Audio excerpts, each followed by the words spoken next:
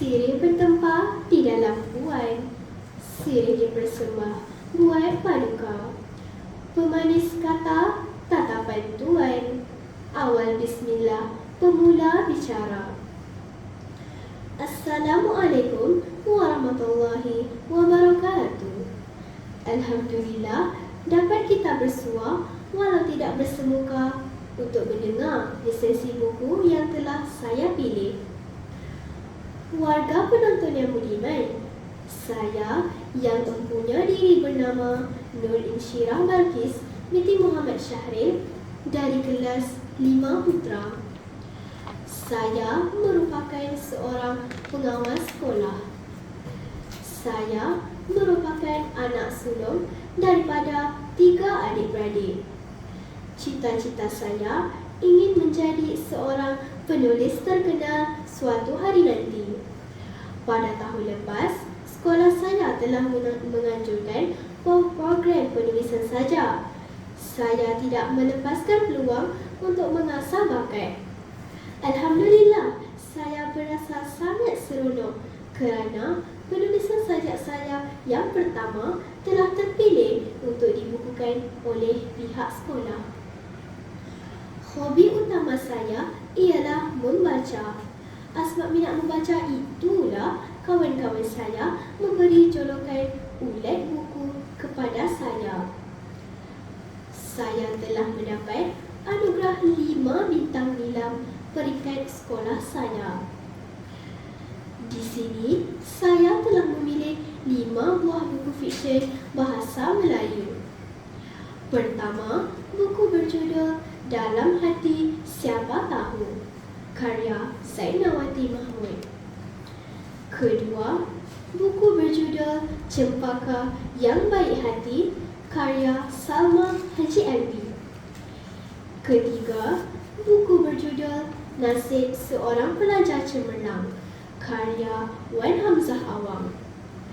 Keempat, buku berjudul Rakyat Kita Beradab Mulia, karya Zamri Hazri. Dan buku yang kelima berjudul Sahabat Sejati, karya Nur Azizul Harun. Untuk resensi buku pada hari ini, saya telah memilih buku fiksyen bahasa Melayu yang bertajuk Sahabat Sejati. Buku ini mempunyai 24 jumlah muka surat. Buku ini dikarang oleh Nur Azizul Harun dan diterbitkan pada tahun 2011 di Jalan Puchong, Kuala Lumpur oleh penerbitan Pari-Pari. Walaupun sudah lebih 1 dekad diterbitkan, tetapi kisahnya masih relevan dengan kehidupan masyarakat pada hari ini. Olahan grafik muka hadapan buku ini sangat menarik dengan warna yang terang dan berwarna-warni. Judul buku ini juga ditulis dengan saiz font yang besar. Ini membuatkan pembaca berlumba-lumba untuk membaca isi ceritanya, termasuklah saya. Apabila membaca buku ini, tanpa sedar, saya terus membacanya tanpa jemu sehinggalah tamat. Penulis bijak memilih bahasa yang mudah dan senang difahami oleh pembaca muda seperti saya. Plot ceritanya biasa-biasa sahaja, tetapi sangat dekat dengan kita. Cerita ini mengisahkan 2 orang sahabat karib, iaitu Zakwan dan Helmi, yang mempunyai jurang perbezaan taraf hidup. Zakwan anak petani kecil. Ayahnya mempunyai kebun pisang di tanah sekangkang kera. Manakala Helmi merupakan anak seorang pengurus bank yang hidupnya serba adab. Walaupun jurang kehidupan mereka berbeza, tetapi kedua-dua sahabat ini sangat akrab dan serasi.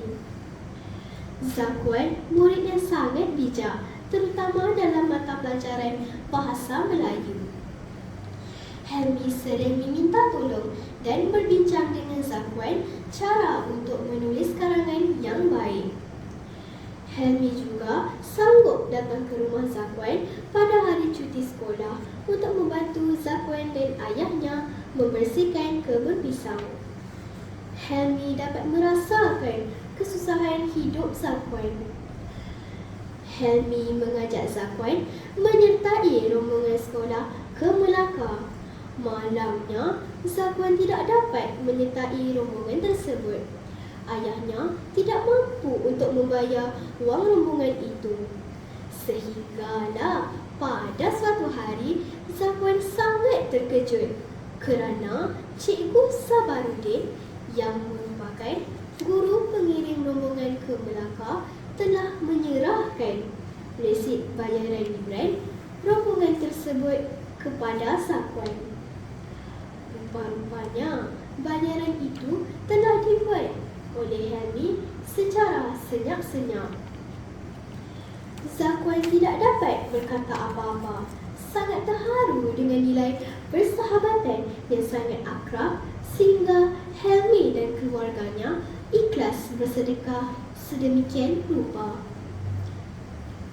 Begitulah ceritanya. Sangat menarik, bukan? Terdapat pengajaran yang sangat baik untuk kita dalam cerita ini. Pertama, sifat pemurah. Sedekah itu amalan mulia di sisi agama, seperti yang dilakukan oleh Helmi. Kedua, janganlah kita memilih kawan mengikut darjat dan keturunan. Bersahabatlah dengan semua tanpa mengira miskin atau kaya. Ketiga, janganlah mengambil kesempatan terhadap sahabat yang kaya. Pasti hidup kita akan diberkati. Sahabat sejati akan membawa kita ke syurga. Sekian sahaja resensi buku daripada saya. Buku Ladang Ilmu, membaca Jambatan Ilmu. Assalamualaikum warahmatullahi wabarakatuh. Terima kasih adik Insyirah di atas resensi buku tadi. Dan ceritanya sangat menarik ya. Cikgu kira semua dapat memahami dengan mudahlah cerita ni.